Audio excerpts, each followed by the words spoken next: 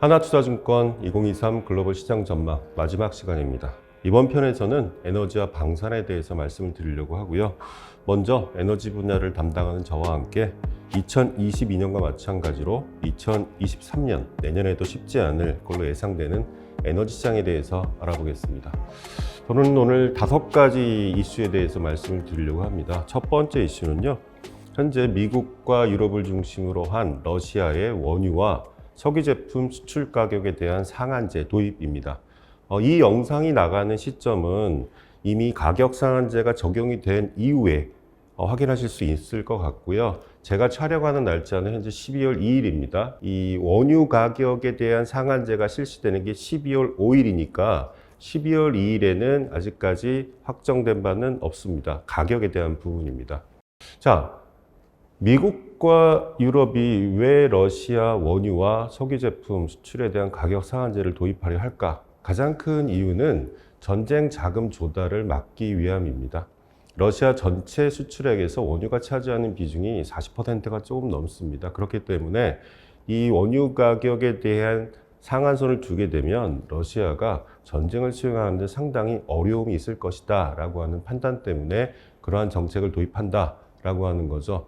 그런데 이 과정과 이 진행 상황이 너무 매끄럽지 않습니다. 왜냐하면 12월 5일 날 실시가 되는 가격 상한제지만 12월 2일인 현재까지 어느 정도의 가격 상한제를 둘 거냐라고 하는 부분에 대한 합의가 이루어지고 있지 않습니다.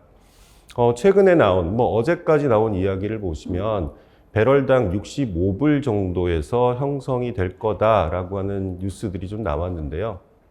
이게 참 말이 안 되는 이야기입니다. 이 그림은 러시아의 대표적인 원유죠. 우랄 크루드하고 이 브렌트와의 가격 차이인데요. 이 그림에서 보시는 것처럼 현재 러시아의 주력 원유인 우랄 크루드 같은 경우는요, 브렌트보다 마이너스 25불, 현재 브렌트가 배럴당 85불이니까 대략 60불 정도 수준에서 거래가 되고 있습니다. 그런데 유럽에서 얘기하는 가격 상한제 상한가는 배럴당 65불 내외다라고 하는 거죠.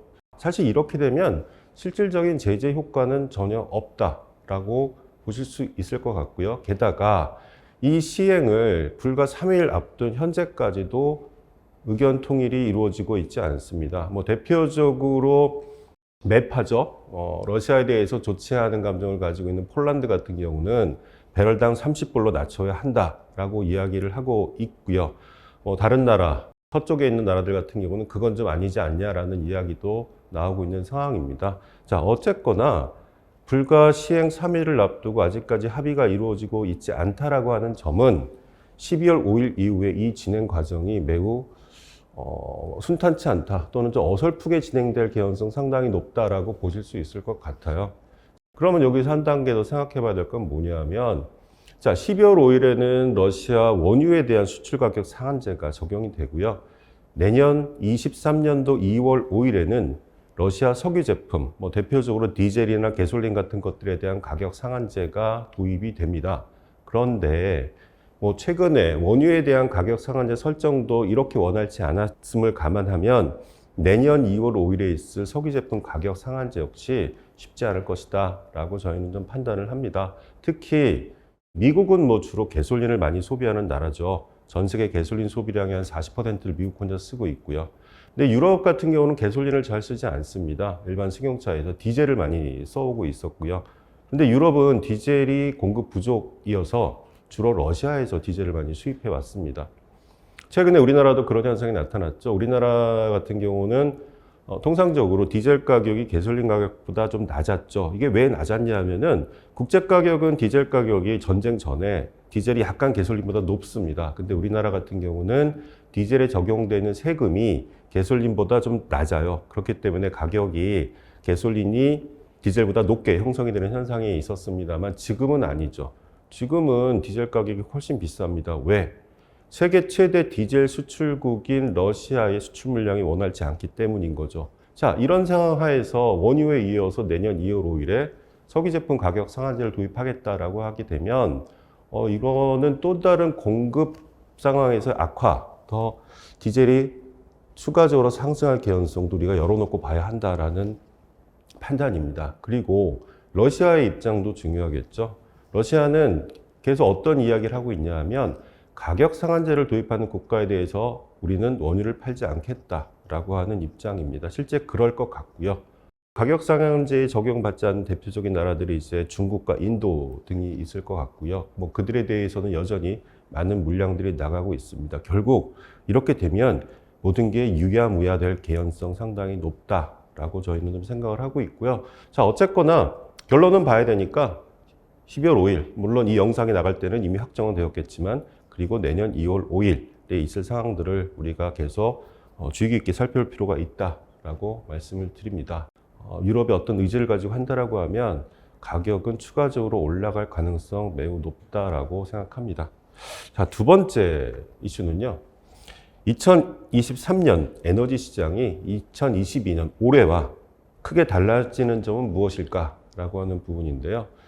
가장 크게, 자, 일단 올해만 보더라도 작년과 비교했을 때 가장 크게 달라진 부분은 우리가 천연가스에 대한 이야기를 엄청 많이 했다라는 거죠. 자, 그럼 내년에는 더 많이 얘기가 나올 것 같습니다. 이 그림을 좀 잠깐 보시게 되면요. 러시아에서 유럽으로 가는 가스 파이프라인의 물동량입니다. 유럽이 러시아로부터 받는 가스 파이프라인은 그 4개가 있습니다. 첫 번째가 노드스트림이라는 게 있고요. 그리고 야말, 그리고 터키 스트림, 그리고 우크라이나 트랜sit. 자, 그런데 이 야말 라인 같은 경우는요, 지난 5월 달에 가동이 중단이 되었습니다. 그리고 노드스트림, 가장 큰 파이프라인이죠. 노드스트림 1 같은 경우는요, 9월 초에 가동이 중단되었어요. 그래서 현재 가동이 되고 있는 거는 우크라이나 트랜sit 그리고 터키 스트림 2개뿐입니다. 자, 그런데 여기서 우리가 한 가지 생각해 봐야 될 것은 뭐냐 하면요. 자, 올해 상반기까지는 이 그림에서 보듯이 러시아에서 유럽으로 가는 물량이 되게 안정적으로 흘러갔어요. 그런데 5월 달 야말이 끊겼고 9월 달에 노드가 끊겼습니다. 자, 그러면 내년도에는 어떻게 될 거냐? 23년도인 내년에는 러시아에서 유럽으로 가는 가스 양이 올해와 똑같을 거냐? 절대 아니죠. 왜냐하면 야말과 노드가 끊기기 때문입니다. 노드는 이미 사고도 났죠. 그렇기 때문에 정상적 역할 수행이 불가능할 겁니다. 자, 올해 10월 15일까지 유럽이 천연가스 재고 비축률이 거의 95% 수준까지 도달했습니다. 왜? 겨울철을 앞두고 재고를 쌓아야 되기 때문에. 그래서 올해 유럽이 10월 말까지 작년도 대비 LNG 도입을 약 4천만 톤 정도 더 끌어왔습니다. 그런데 앞서 말씀드린 올해 상반기까지 러시아로부터 원활하게 들어왔었던 물량이 얼마였냐 하면은 약 3천만 톤 정도 됩니다. 그리고 2021년 기준으로 유럽이 러시아로부터 도입한 가스가 이제 1억 1천만 톤이죠. 이게 이제 거의 안 들어오게 되는 상황이다. 이게 내년에 발생되는 문제입니다. 자, 그렇게 되면 유럽은 올해보다 더 많은 가스를 사와야 돼요. 그런 문제가 발생합니다. 어떤 부분 때문에 22년 상반기에는 러시아로부터 들어왔었던 파이프라인이 전면 중단되었기 때문에 그 물량만큼을 더 많이 사와야 되는 이슈가 발생이 됩니다. 그런데 문제는 저장할 공간이 없다라고 하는 부분이죠. 그러면 이제 내년에 어떤 현상이 발생이 될 거냐? 통상적으로 천연가스 같은 경우는 10월, 15일까지 비축을 해두고요. 겨울철에 사용을 합니다. 그래서 한 3월 말 정도 가게 되면은 재고량이 급격히 떨어지게 되는 현상이 발생을 하죠. 겨울에 아무래도 제일 많이 쓰니까요. 그런데 내년부터는 파이프라인을 통한 가스 양이 절대적으로 줄어들게 돼요. 그러면 유럽에서 어떤 현상이 발생할 거냐?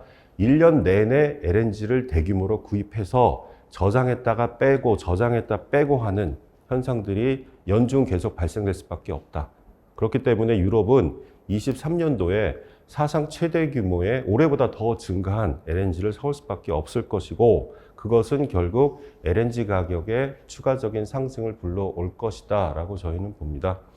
현재 유럽의 대표적인 천연가스 가격이 네덜란드 TTF 프라이스인데요. 이게 뭐 30불을 깨내만에 하는 시각을 가지고 있었지만 지금 다시 40불까지 올라와 있습니다. 왜요? 유럽의 날씨가 추워지고 있기 때문입니다. 이런 현상들 때문에 올해보다 내년도에 천연가스 문제는 더 심각하게 발생할 것이다. 유럽에서는 이미 쇼티지 얘기까지도 나오고 있는 상황이다라고 하는 거죠. 물론 여기도 약간 수요적 측면에서 감소된 부분도 있어요. 왜냐하면 작년 21년도 이맘때 천연가스 가격이, 우리가 천연가스는 보통 이제 MMBTU라는 단위를 쓰는데요. 그때는 한 MMBTU당 7불 정도 하고 있었고요. 지금은 40불 정도 하고 있습니다. 그러니까 가격이 6배 가까이 올라갔죠. 그럼 소비가 줄 수밖에 없습니다. 따뜻하게 못 지내고요. 목욕도 찬물로 해야 되고, 난방도 많이 줄여야 되는 현상들이 실제 유럽에서 발생이 되고 있어요. 뉴스에도 한번 나왔습니다만은 장작, 그죠? 난로를 때는 장작에 대한 검색어가 올해 급증을 했었던 현상들, 그리고 유럽의 장작 가격도 올라갔는데 가스가 비싸니까 이런 현상들이 발생하고 있다. 이 문제는 유럽이 올해 10월, 15일까지 재고를 다 채웠다. 가스 재고를. 이것 때문에 가스 가격이 떨어지긴 했습니다만 더 큰 문제는 내년이다.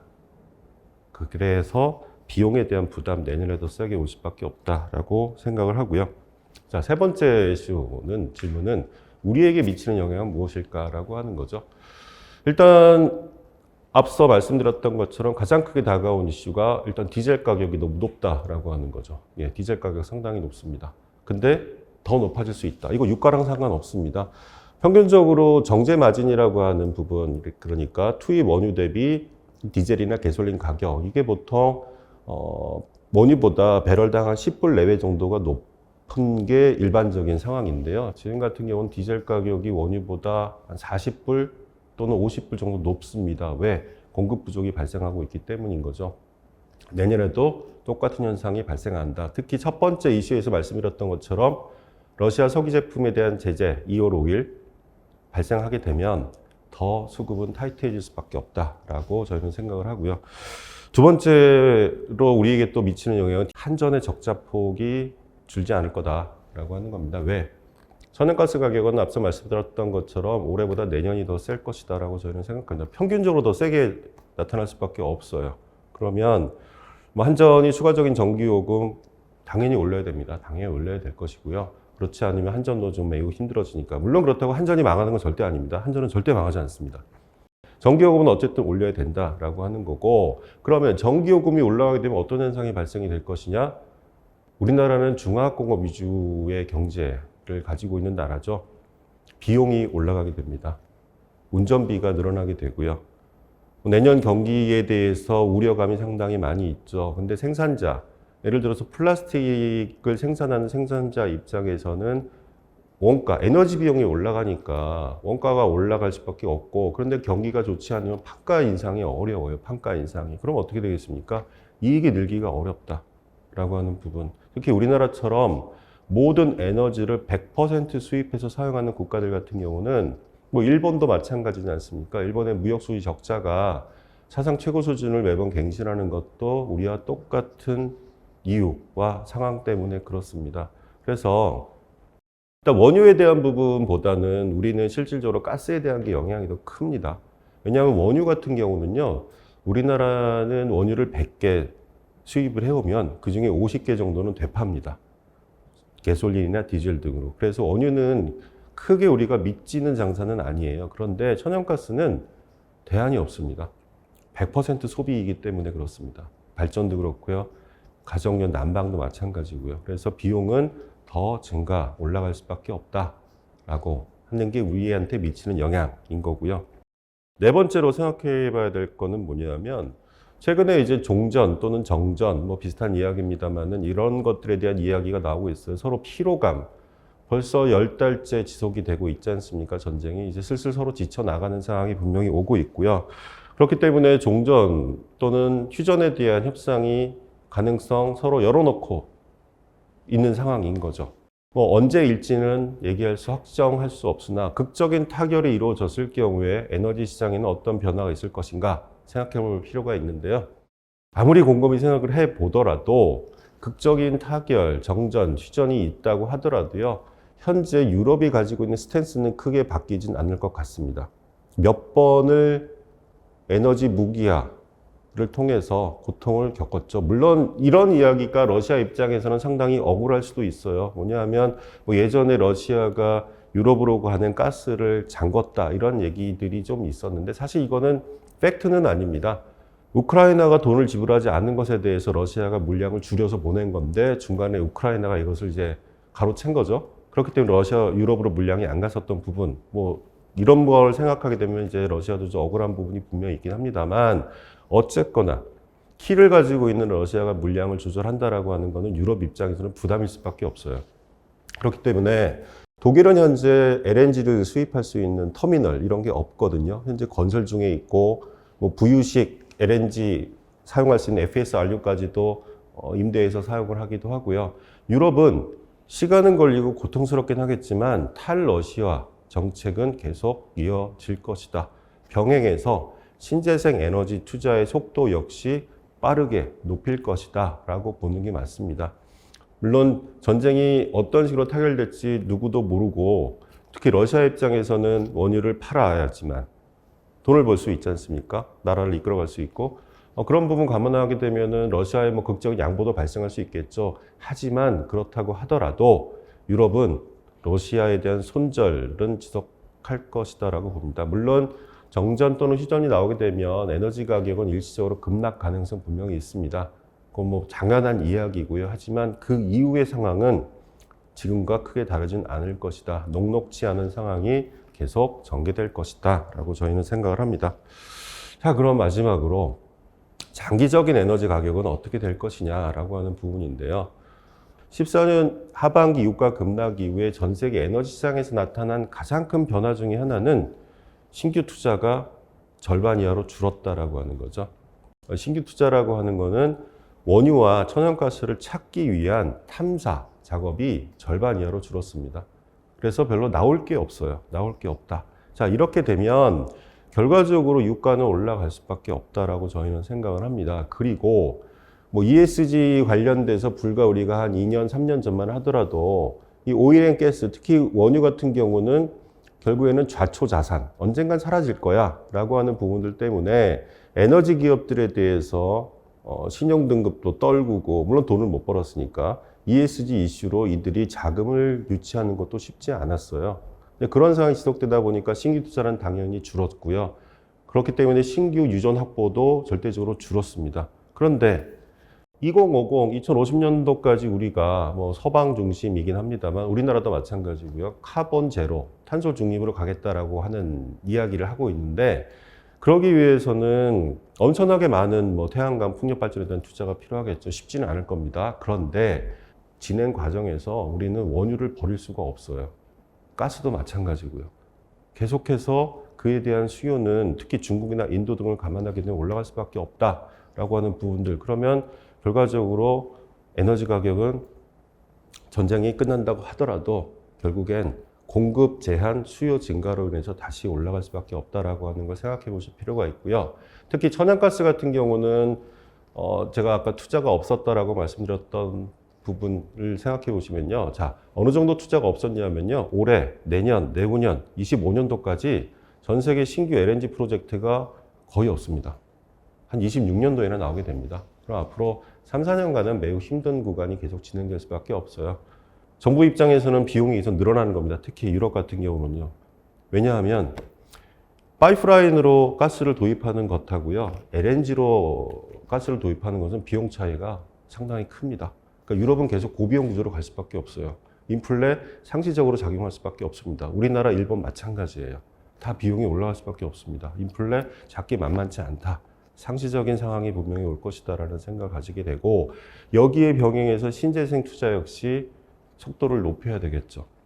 이런 것들이 다 비용입니다. 지금 당장 이익으로 떨어지진 않지만 그렇기 때문에 쉽지 않은 상황이 계속 될 것이다라고 저희는 생각을 하고 있고요. 그래서 결론적으로 정리해서 말씀드리게 되면 우리나라나 일본 에너지 100% 수입에 의존하는 국가의 제조업, 특히 뭐 에너지 화학적 산업들 쉽지 않다라고 말씀드릴 수 있을 것 같고요. 이게 언제 풀릴 거냐라고 하게 되면 한 26년도 가야지 좀 풀릴 것이다 라고 생각을 합니다. 물론 이 과정 중에 여러 가지 이벤트들이 분명히 있을 수 있어요. 올해 2월 달에 우리가 전쟁이 날 거야 라고 누가 생각했겠습니까? 아무도 생각 못했던 것과 마찬가지로 다른 이벤트들이 분명히 있을 수 있습니다. 하지만 현재까지 상황을 놓고 봤을 땐 내년 녹록지 않을 것이다 라고 말씀드릴 수 있겠습니다. 자, 여기까지입니다. 좀 더 자세한 내용은요, 마켓 인사이트 2023 책을 통해서 보시면 좀 더 많은 내용과 그리고 재밌는 그래프 등을 확인하실 수 있을 겁니다.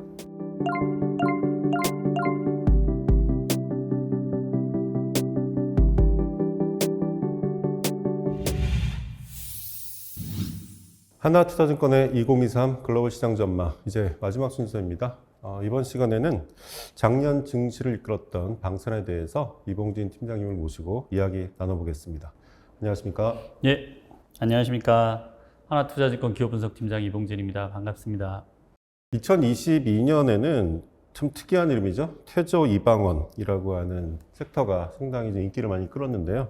이 한 축을 담당할 만큼 방산주 주가도 매우 강했습니다. 하지만 최근 러시아 우크라이나 전쟁이 휴전 이야기도 나오고 어느 정도 소강 상태에 들어가는 거 아니냐라고 하는 이야기들이 나오면서 방산주도 이제 전쟁이 마무리되면서 대충 끝나가는 분위기 아니야라는 의견들이 있는데 어떻게 보시는지요? 단순하게 생각해 보면 러시아 우크라이나 전쟁이 방산주 주가를 견인한 것처럼 그렇게 보이는 게 맞는 것 같습니다. 근데 저희가 이미 지난해 연말부터, 그러니까 러시아 우크라이나 전쟁이 발발하기 이전부터 올해는 방산주들이 굉장히 좋을 것이다라는 의견을 여러 차례 스텝스 TV를 통해서 말씀을 드린 바가 있습니다. 이제 그렇게 봤던 요인들이 제가 볼 때는 아직도 견조하다라고 보고 있기 때문에 결론적으로 먼저 말씀드리면 러시아 우크라이나 전쟁이 소강 상태에 접어든다라고 하더라도 방산주 주가는 계속 좋은 흐름을 이어갈 것이다. 2023년에도 좋은 흐름을 이어갈 것이다 라고 그렇게 말씀을 드리겠고요. 그렇게 보는 이유를 좀 간단히 부연해서 좀 말씀을 드리자면 크게 세 가지 요인이 있는 것 같습니다. 첫째는 국내 방산 기업들의 역량이 굉장히 커졌고 그 역량을 뒷받침하기 위한 정부의 노력들도 가시화되고 있다. 가시화가 아니라 이제 현실이 된 거죠. 그렇게 나타나고 있다라고 하는 점이 있고요.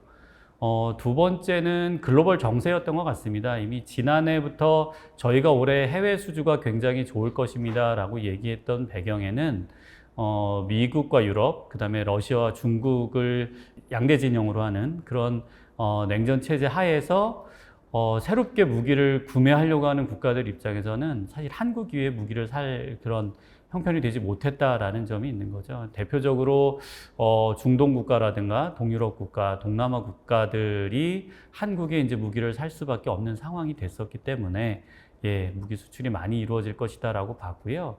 세 번째 요인은 러시아 우크라이나 전쟁이 촉발한 측면이 일부 있긴 합니다. 대표적으로 러시아 우크라이나 전쟁은 기존의 다른 전쟁들하고 다르게 재래식 무기들이 투입되는 전쟁이었거든요. 전차와 자주포 이런 것들이 투입되는 전쟁이었는데 그 세계 무기 시장을 전망해 놓은 자료들을 보면 이런 전차나 자주포 같은 재래식 무기들은 이제 점점 사양화된다 라고 하는 전망들이 강했어요. 그러다 보니까 글로벌 탑티어 방산 업체들은 이런 전차나 자주포에 대한 투자들을 사실 별로 하고 있지 않았거든요. 근데 이제 한국만 남북한 대치 상황이라는 점 때문에 전차, 자주포 이런 재래식 무기들에 대한 투자들을 많이 늘려왔었는데 이런 러시아 우크라이나 전쟁을 계기로 한국의 전차나 장갑차, 자주포 같은 무기들이 글로벌로 관심을 많이 받게 된 게 이렇게 무기 수출이 많이 늘어난 배경이 됐던 것 같습니다. 그래서 결론적으로 러시아 우크라이나 전쟁이 소강 상태에 접어든다라고 하더라도 국내 기업들이 수출할 수 있는 길은 많이 있고요. 또 한 가지는 여전히 글로벌 정세의 불안함이 남아있다라고 하는 점입니다. 여전히 중국과 대만 간의 갈등 이런 것들이 남아있기 때문에 중국과 대만 인접 국가들, 동남아 국가들이나 호주 같은 나라들은 우리나라에 계속 무기 수출을 원하는 그런 흐름들이 이어질 수 있어서 방산주 주가는 러시아 우크라이나 전쟁이 종전 또는 소강 상태에 접어든다고 하더라도 크게 영향을 받지 않을 것이다 라고 그렇게 생각하고 있습니다. 네, 말씀하신 내용 정리하자면은 첫 번째 개별 기업의 역량, 그리고 이제 정부의 정책적 지원, 그리고 이제 국제 정세 이 세 가지가 맞물리면서 좋은 환경을 만들었던 것 같은데, 근데 중요한 건 어쨌거나 숫자가 좀 만들어져야 되는 거지 않습니까? 그렇다면 2023년에 기대되는 무기 수출 프로젝트 어떤 것들이 있나요? 일단 가장 크게 기대하는 사업은 레드백인 것 같습니다. 호주에서 장갑차를 교체하기 위해서 발주를 낸 거고요. 우리나라 이제 한화 에어로스페이스, 그다음에 호주의 EOS, 그다음에 이스라엘의 엘빗, 뭐 이런 업체들이 이제 같이 개발한 장갑차입니다. 신형 장갑차라고 보시면 되고요. 레드백은 원래는 그 10월 정도에 우선 대상 협상자를 결정하는 일정에 있었는데요. 이게 지금 독일 업체하고 경쟁 중입니다. 근데 결정 시기가 내년 1분기로 좀 밀려 있는 상황입니다. 근데 이 호주향으로 개발했던 이 레드백이 현재는 지금 폴란드에 가서 성능 평가를 받고 있어요. 그러니까 내년 1분기에는 레드백이 호주와 폴란드에서 동시에 발주가 될 수 있고요. 어쨌든 가장 가까운 시기에 발주를 기대해 볼 만한 프로젝트는 그 레드백 프로젝트가 있다라고 말씀을 드리겠고요. 그리고 그 이외에도 K2 전차가 현재 노르웨이에서 성능 평가를 다 마쳤고 최종 이제 협상 대상자 선정을 기다리고 있는 상황입니다. 그래서 현대로템이 생산하는 K2 전차의 노르웨이 수출 프로젝트가 있고, 그다음에 한국항공우주가 개발해 놓은 FA50이라고 하는 전투기가 있거든요. 그 전투기가 말레이시아로 지금 수출 협상 마무리 단계에 있습니다. 그래서 이렇게 몇 가지 대형 프로젝트들이 있고요. 그리고 그 이외에도 올해도 계약이 되긴 했는데 자잘한 다양한 방산 수출 프로젝트들이 많이 있다라고 그렇게 말씀을 드리겠습니다. 폴란드에 수출하는 우리 무기 가격이 좀 상당히 좋다라는 좀 이야기가 있는데, 이게 실적으로 반영되는 시점은 언제쯤인지, 내년, 내후년, 그러니까 2023년과 24년도에 주요 기업들의 실적을 어떻게 보시는지 좀 궁금합니다. 폴란드의 이 무기 수출 프로젝트는 사실 연초에는 예상하지 못했던, 어떻게 보면 뭐 서프라이즈가 됐던 그런 프로젝트들이라고 보시면 될 것 같고요. 현재까지 발표된 그 계약액만 10조 원을 넘어서고 있습니다. 뭐 하나씩 말씀을 드리자면 이제 뭐 가격이 좋다라고 말씀을 주셨으니까 K2 전차가 있어요. 일단 K2 전차는 1차 기본 계약으로 체결한 물량이 180대 정도고요. 현대로템이 공시한 가격으로 계산을 해보면 대당 수출 가격이 250억 단순 계산하면 나옵니다. 근데 이게 이제 우리 군에 납품할 때 가격이 100억 초반대인 걸로 알고 있는데, 뭐 여러 가지 군수 지원 아이템들 운송비 빼고 보더라도 거의 200억에 가까운 대당 수출 단가가 아닌가라는 생각이 들거든요. 그래서 그렇게 보면 우리 군에 납품했던 것보다 훨씬 고마진이 기대되는 그런 제품이다라고 보시면 될 것 같고요. 두 번째는 K9 자주포입니다. K9 자주포는 뭐 사실 전 세계 시장 점유율이 60%를 넘는다라고 할 정도로 우리나라 무기 수출 가장 효자 제품인데요.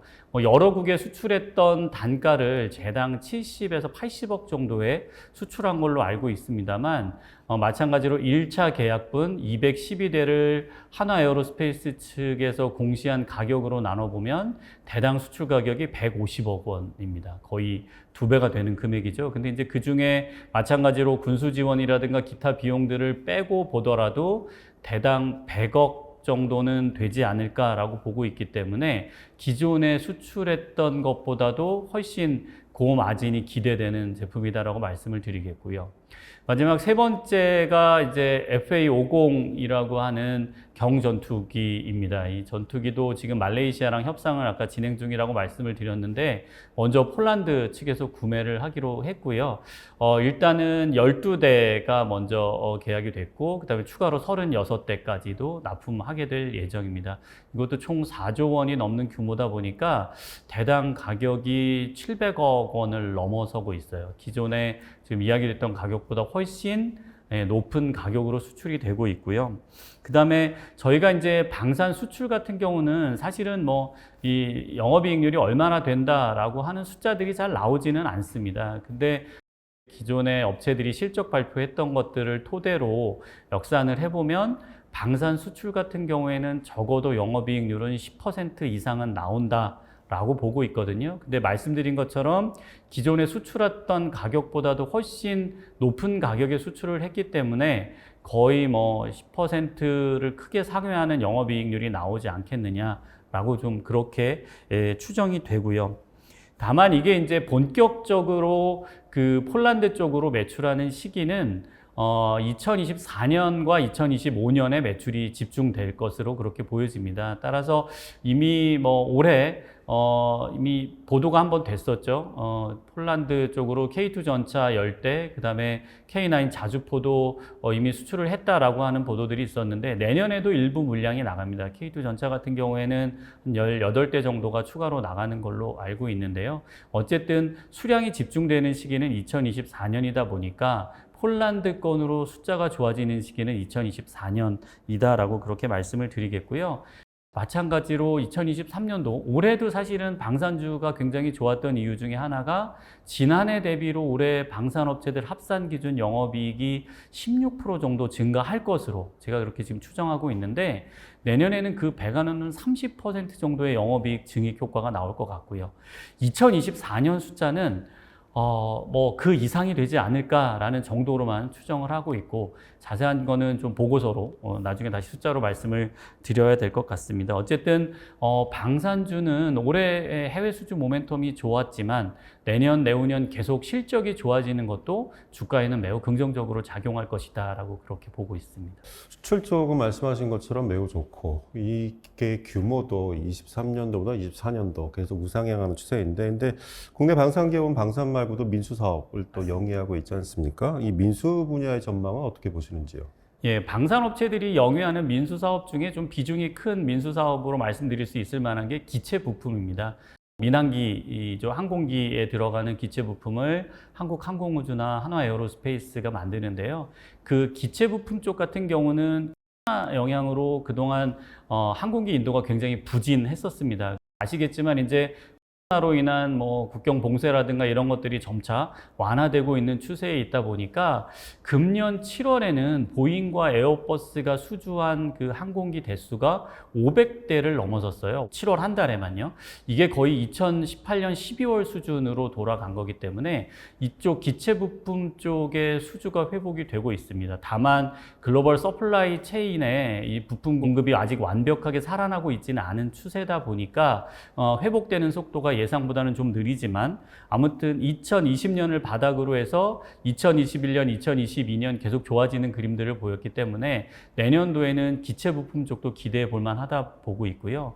또 한 가지 그 방산업체들이 영위하는 민수사업 분야 중에 매출액은 크지 않지만 뭔가 성장에 대한 기대감이 큰 분야가 우주 분야입니다. 뭐 아시겠지만 올해 누리호 2차 발사가 성공을 했잖아요.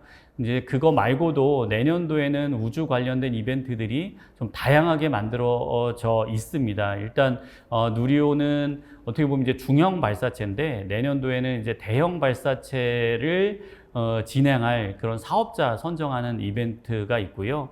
그 다음에 이제 해외 기업들이죠. 스타링크나 원앱과 같이 저궤도 위성통신을 하는 기업들이 국내에도 위성통신 서비스를 시작하겠다라고 하고 있습니다. 그래서 그런 이벤트들이 점점 많아질수록 우주에 대한 관심, 그래서 우주는 뭐 아직까지는 실적보다는 테마성 투자긴 합니다만 우주와 관련된 테마가 내년도에는 조금 더 부각될 여지가 많이 있다라고 그렇게 생각합니다. 자, 말씀을 듣다 보니까 국내 방산 기업들이 분명히 한 단계 레벨업된 상황이다라고 하는 확신이 들게 하는데요. 자, 그렇다면 일단 주식 관련돼서 또 얘기를 안 할 수가 없으니까 2023년도에 우리가 방산주 관련해서 주목해야 될 이슈나 이벤트 있다면 한번 짚어주시죠. 제가 생각할 때 내년도에 제일 주목해 보실 만한 이벤트는 한화그룹의 대우조선해양 인수가 아닌가 생각이 듭니다. 이제 한화그룹은 올해 사업 구조 개편을 단행을 했죠. 그래서 방산 사업부들, 주 한화, 한화디펜스, 한화에어로스페이스로 나뉘어져 있던 방산 사업들을 한화에어로스페이스로 다 모았는데요. 여기에 더해서 대우조선해양까지 인수를 발표하고 지금 인수를 추진 중에 있습니다. 이게 이제 실사를 다 마치고 나면 2022년 연말에는 본계약을 체결하게 될 거고요. 그리고 각국의 기업 결합 승인 심사를 거쳐서 내년도 상반기 중에는 대우조선해양의 인수 여부가 최종적으로 결정될 것으로 보여집니다. 대우조선해양 같은 경우는 잘 아시겠지만 이제 잠수함 같은 해양 플랫폼을 만드는 방산 업체고요. 물론 이제 LNG선과 같은 일반 상선도 건조하긴 합니다만 한화 에어로스페이스로 들어오게 되면 그런 해양 플랫폼, 방산 쪽의 해양 플랫폼이 조금 더 한화그룹 내에 이제 수직 계열화되는 그런 모습들이 나타나게 될 것 같고요. 또한 한화그룹은 어떤 그 그린 에너지에 대한 투자를 강화하고 있었기 때문에 그런 점에서 또 대우조선해양의 LNG선 건조가 좀 시너지를 내지 않겠느냐. 사실은 한화 에어로스페이스의 주가가 대우조선해양 인수를 발표하고 난 뒤에 많이 빠졌어요. 대우조선해양이 어떤 뭐 ROE 측면에서의 좀 훼손, 이익이 크게 안 나오는 거 아니냐라는 우려가 있었는데 올해 3분기에 대규모 손실을 좀 반영하긴 했습니다만 어쨌든 내년도에는 건조 성과가 올라가면서 실적도 좋아지는 그림들이 있기 때문에 방산주와 관련해서 한화그룹의 대우조선해양 내년도에 주목해 보실 만한 이벤트라고 생각합니다. 자, 전쟁이라는 변수가 일단 방산주에 대한 관심을 불러일으킨 건 분명히 맞지만 이렇게 말씀을 듣다 보니까 우리나라 기업들의 무기 개발 능력과 그리고 제품 경쟁력이 분명히 인정받고 있는 만큼 2023년에도 일단 방산주 흐름은 매우 양호할 것으로 이렇게 보이네요. 네.